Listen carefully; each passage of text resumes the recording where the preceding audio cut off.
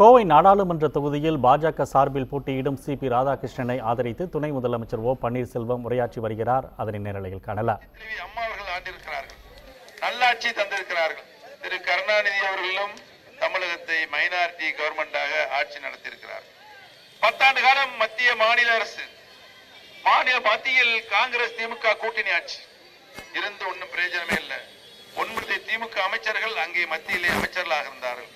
எந்த ஒரு உருப்படியான திட்டத்தையும், தொலைநோக்கு திட்டத்தினையும், தமிழகத்தினுடைய வளர்ச்சி திட்டத்திற்கு பயன்படுகின்ற திட்டத்தினை எந்த திட்டத்தினையும் அவர்களால் இங்கு வந்து கொண்டு வந்து சேர்க்க முடியவில்லை.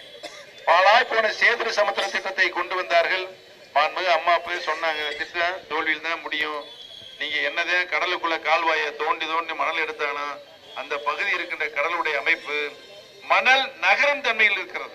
ஆகவே என்னதான் நீங்க கால்வாய் எடுத்தாலும் மணல் நகருகின்ற தன்மை இருக்கிறதுனால், எவ்வளவுதான் கால்வாய் எடுத்தாலும் மணல் வந்து அந்த கால்வாயை மூடுகின்ற தன்மை இருக்கிறது என்று இயற்கை ஆர்வலர்கள், ஆராய்ச்சியாளர்கள் கூறுகின்றார்கள் என்று மாண்புமிகு அம்மா சொன்னாங்க.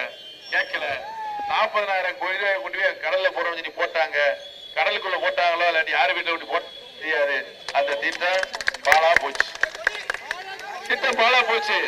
அப்படித்தான் காவிரி நடுவர் மன்றத்துடைய இறுதி தீர்ப்பு வந்தது. 17 ஆண்டுகளுக்கு முன்னாலே காவிரி பிரச்சனை தீர்ப்பதற்கு உருவாக்கப்பட்ட காவிரி நடுவர் மன்றத்துடைய இறுதி தீர்ப்பு 2007 வந்தது.